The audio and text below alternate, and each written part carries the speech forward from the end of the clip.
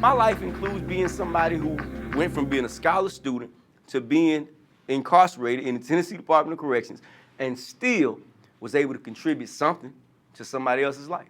And so if me talking to that guy with that 8 is just to say, hey man, what you gonna do when you get out? And he say, well, I'm finna get out. I ain't gonna lie to you, he said. I'm finna get out and put that pack back in my hand. I said, well, look here. I know you thinking that now, but you ain't actually got there yet. So this would be the time to at least think of an alternative. So even though that's your plan A, if that don't work, what's your plan B? Have you thought about a job? Man, I ain't gonna work for them folk for minimum wage. I said, well, I tell you what would you work for? What do you mean? I mean, how much money would it take for you to go to a job 8 hours a day? How much money do you think you worth? Well, man, I mean, most guys couldn't tell me the answer to that. So what I started doing was saying, look, you want the perfect job? Create it for yourself. Here, take this book on entrepreneurism. Go read it. Here, take this book and go read it. See if you can't come up with a plan, a blueprint for your own life. Create your own business. You don't want to go work for somebody else? Then create your own business. But see, I'm going to let them in on a little known secret right here. If you're the dope man, you got a job and you work for somebody else.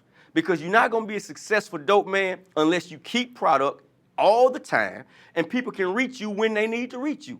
And so it's a service-oriented industry, which means that if you're gonna be the dope man, you have to be available 24 hours a day. You have to deal with people you don't wanna deal with. Customer service is important because people aren't gonna buy from you if they don't perceive that they can at least trust you and deal with you. And if a guy comes to you and he says, look, I wanna get my check to Friday, but now, if you just let me get this now, I take care of you Friday. When a guy comes to you and tells you that, then suddenly you've gone from being the dope man to being a credit lender. And so every single aspect of legitimate business we've learned about in the streets. And I tell those guys, I say, listen, you've been doing it all this time anyway. And let's add up what you got for it, okay? You're sitting in jail.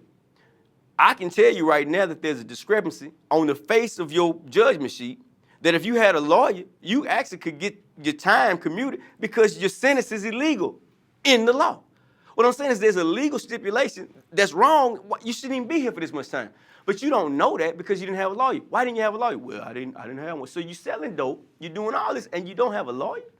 You didn't get lawyer money, you didn't get bail money. So if we add up what you actually made in that year's time, you made less than a person working minimum wage, selling dope, taking a chance to come into prison. We will share, educate, and promote a changed lifestyle in ourselves and our youth.